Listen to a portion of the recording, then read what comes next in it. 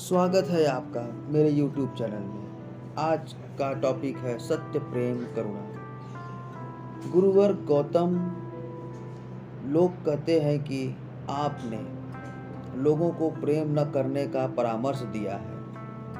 आप कहते हैं कि जितना अधिक प्रेम करेंगे उतना ही दुख और निराशा होगी। इस कथन में कुछ सत्य तो है, लेकिन इससे मुझे शांति नहीं मिलती। प्रेम के बिना जीवन अर्थहीन लगेगा। कृपया इस समस्या का हल बताइए।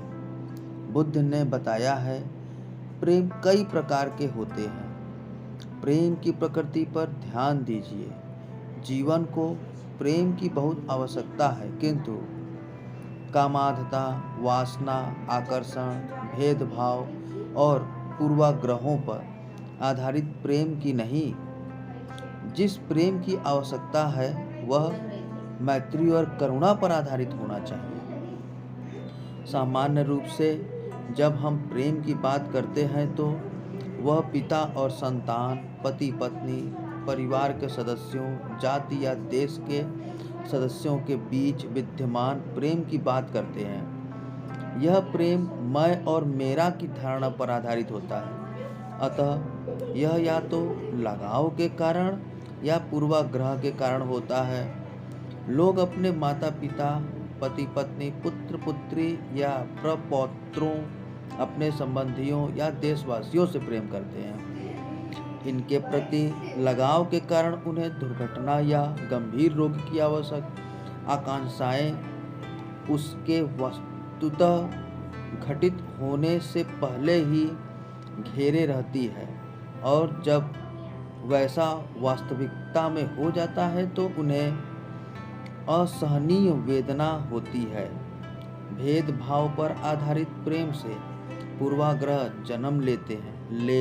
लोग अपने प्रियजनों के अलावा अन्य लोगों के प्रति या तो उपेक्षा बरतने लगते हैं या विरोधी बन जाते हैं। इस लगाव या पूर्वाग्रह के कारण ही लोग स्वयं भी दुखी होते हैं तथा दूसरों को भी दुखी करते हैं। महामहिम सभी लोग जिस प्रेम के भूखे होते हैं वह है मैत्री और करुणा।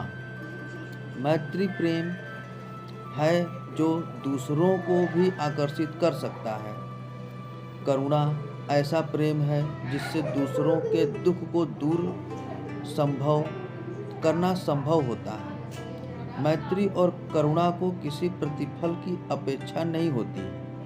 प्रेम पूर्ण मैत्री और करुणा अपने माता पिता, पति या पत्नी, बच्चों, संबंधियों, जाति के सदस्यों या देश के लोगों तक ही सीमित नहीं होती।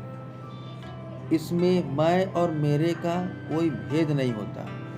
जब किसी प्रकार का भेदभाव नहीं होता तो तदनुरूप कोई लगाव भी नहीं होता। इससे कोई दुख या निराशा नहीं होता। मैत्री और करुणा के बिना जीवन अर्थहीन और खोखला होता है। मैत्री और करुणा से जीवन शांति, उल्लास और संतोष से भर जाता है। यदि आप प्रेम पूर्ण मैत्री और करुणा का भाव अपनाएंगे तो समस्त नागरिक को लाभ होगा। धन्यवाद।